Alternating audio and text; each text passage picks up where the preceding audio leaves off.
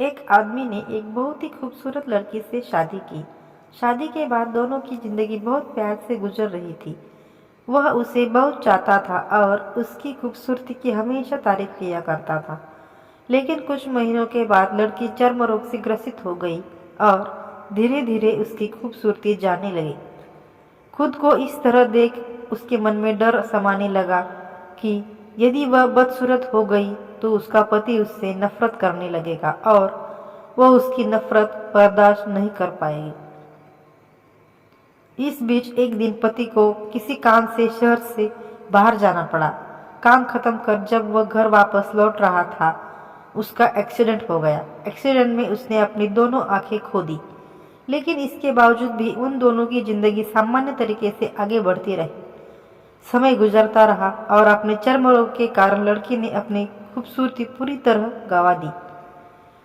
वह बदसूरत हो गई, लेकिन अंधे पति को इस बारे में कुछ भी पता नहीं था। इसलिए इसका उनके खुशहाल विवाहित जीवन पर कोई प्रभाव नहीं पड़ा। वह उसे उसी तरह प्यार करता था। एक दिन उस लड़की की मौत हो गई। पति अब अकेला हो गया था। वह बहुत ही दुखी था। वह उस शहर को छोड़कर जाना चाहता था। उसने अंतिम संस्कार की सारी क्रियाविधि पूर्ण की और शहर छोड़कर जाने लगा। तभी एक आदमी ने पीछे से उसे पुकारा और पास आकर कहा, अब तुम बिना सहारे के अकेले कैसे चल पाओगी? इतने साल तो तुम्हारी पत्नी तुम्हारी मदद किया करती थी। पति ने जवाब दिया, दोस्त, मैं अंधा नहीं हूँ।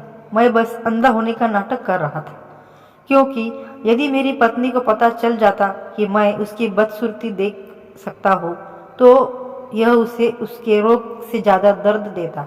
इसलिए मैंने इतनी साल अंधे होने का दिखावा किया। वह बहुत अच्छी पत्नी थी। मैं बस उसे खुश रखना चाहता था। सीख, खुश रहने के लिए हमें भी एक दूसरे की कमियों के प्रति आंखें बंद कर लेनी चाहिए और उन कमियों को नज़रअंदाज कर देना चाहिए। तो दोस्तों, आपको ये वीडियो कैसा लगा प्लीज़ कमेंट्स करके बताइए।